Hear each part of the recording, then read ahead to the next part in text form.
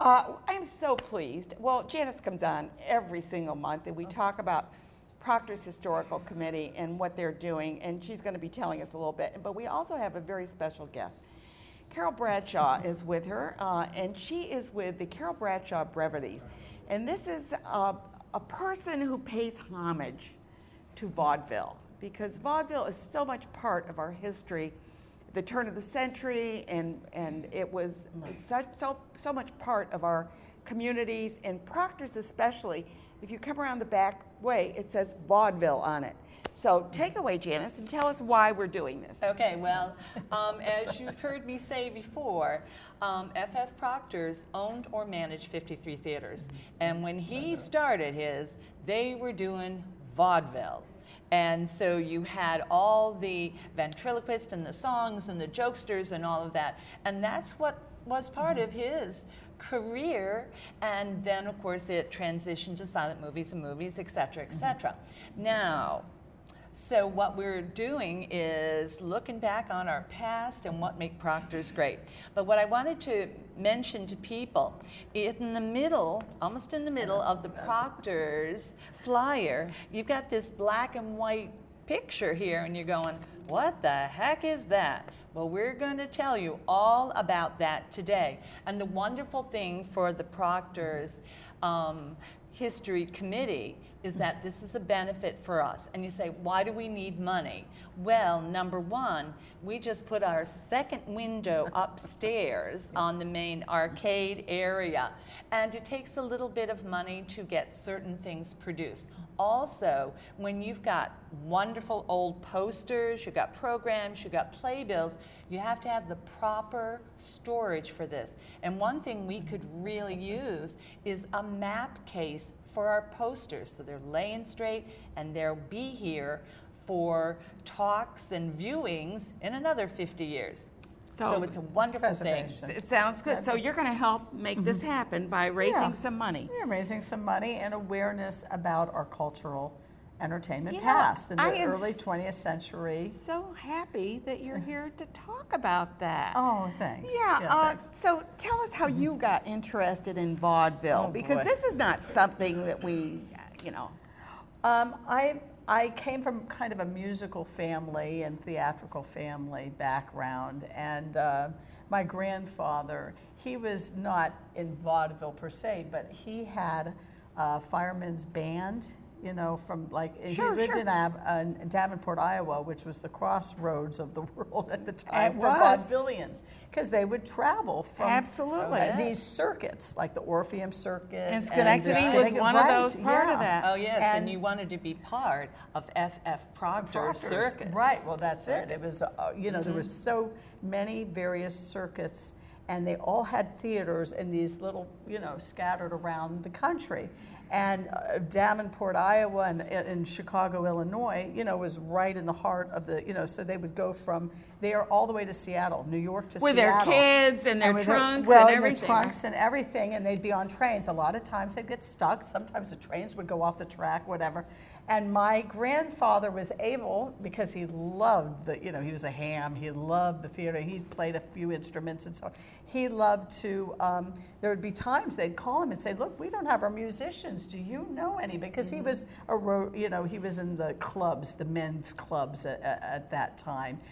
Masons and Rotary and, you know, whatever. Sure. And he'd say, yeah, I can, you know, scare up some musicians for you. And Eddie Cantor would come in, or Jack Benny, and he knew Paul Whiteman, and Bix Beiderbecke was a very good friend of his, an old family friend of the Beiderbecks. And they were from Iowa.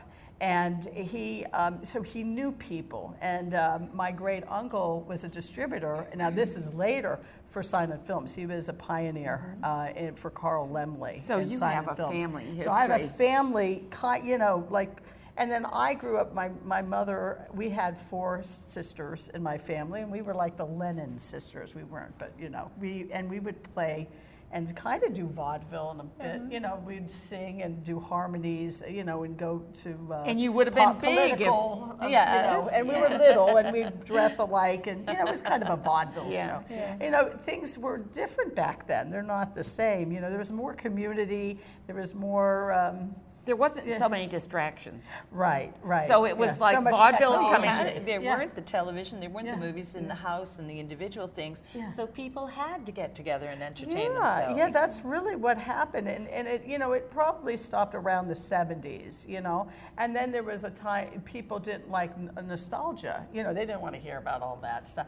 Well, I was so immersed in nostalgia. From the time I was 6 years old, I was collecting things, and my mother would throw them out. She goes, "What are you doing?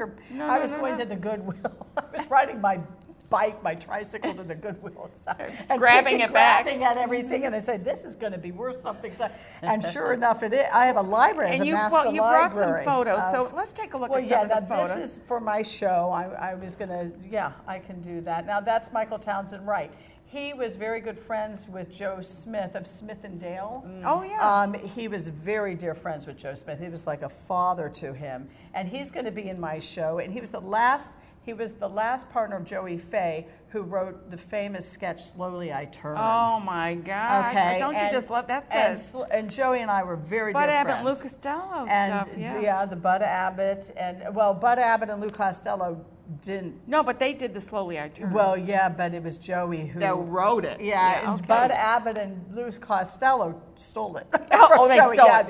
Yeah, they did. I imagine So, there'd be a lot of that around, though. That happened a lot. Well, did Milton Berle do that? Berle was, the thief of bad gags. In fact, Berle's in one of those pictures. I was trying to, I don't know I don't know where.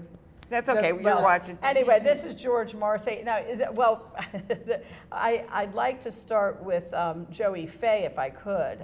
No, that's okay. He's just. Yeah, we have to just go with what we have here. These are my cast members that are going to be in, and they're going to support film. I'm doing films right now. I have all the films in the can of the various stars that really contributed a great deal to vaudeville.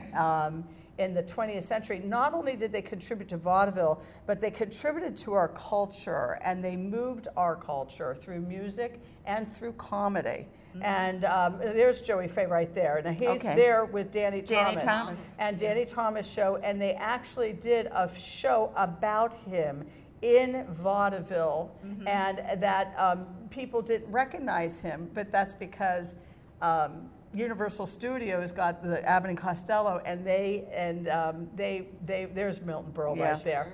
He was called the thief of bad gags. I know but he was was also called Mr. Television. Yeah. Because he really was a Was remarkable. it Tuesday night at 8 o'clock or something? He was on, or something like that. Yeah. And Phil Silvers and Joey Faye were partners in burlesque at Minsky's. And there he is with Benny Hill said, "I have to work with Joey Faye." He only You're came talking over Benny once. Hill from England? Yeah, well, that was him right there. my And he gosh. stay on that if you could. He asked for Joey Faye. Absolutely said, "I'm here in America. The first person I want is Joey Faye. He is the American comedy." And Benny Hill was, yes, he had a comedy, a touch of comedy. He knew just oh, his timing Benny Hill was brilliant. his He was timing. music hall comedy, Yeah. which is we're an offshoot of music hall and minstrels. Okay. And the medicine show. The medicine show started. They Then used to go around, burlesque Burlesque, started, right. and then we had the minstrels, and that's how vaudeville became. And Tony Pastor was the one that refined vaudeville in 1895. So there's anniversaries too. Buster Keaton, for instance. He's got a 120th anniversary. Paul Whiteman, who was in vaudeville. Music, yeah. And that's who my grandfather performed music with him too when they needed somebody in. He would stand in for somebody. And so, and there's Eleanor Keaton, was a dear friend of mine. That was Buster Keaton's third wife and final wife, There's Buster Keaton, yeah. And there's Buster Keaton. Well, I He's mean, the what genius he was a genius in comedy.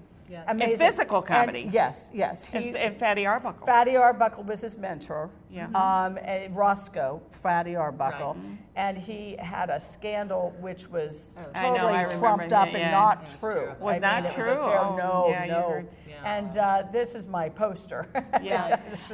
This will be a wonderful show. Such a variety of themes. It's going to be a variety, and it's going to it's a see the free show importance of, except donations. Yes, donations. Yes. We're looking to benefit the History Committee. Yes. And maybe build a library too, for Proctors. Proctors so that people could come into Proctors and go into a place and really get an idea of what the 20th century brought us, how important, how fully developed we were as a country as a result of these people. That's Eleanor in her younger years. She was also in Wizard of Oz. Was she? Yes, Okay. yeah. She was one of the people in the Emerald City. But it was a very full, vaudeville was very family because they had to travel, and they traveled with their families, Well, and they had hard lives. When we looked it was a tough, but they mastered what they did. They were very masterful. And then when movies took over, they kind of ended up, Well, they tried to incorporate vaudeville with the movies for a while to kind of get that. If you want to get a feel for it, there aren't too many movies out, but George M. Cohan, the movie, shows the Cohens as vaudeville, and the Seven Little Foys. The Seven Little Foys. They were a remarkable group because they were probably the least talented of anybody. They were masterfully untalented. And that's what made them great, was because they, in the middle of an act, they would start abusing their father, poor father, and that's what made everyone laugh. See, that was the other thing about vaudeville, was you had different ethnicities, nationalities coming from all over the world. And they leaned into their ethnicity, didn't they? Oh, yeah. I mean, they were would wonderful. point and stereotype and they loved it. Oh, absolutely. As far as political correctness, it was exactly the opposite. But see, that's but it was what done made in a us love sweet it. way. But it was done in a made us sweet way. laugh, and when you laugh, you're laughing at yourself. You're laughing at But you yourself. all laughed together, and everybody was picked on. And to be picked on, it was almost a badge of pride, Oh, yeah. Yes. Yeah, no, it showed identities, but what happened, though, was there was a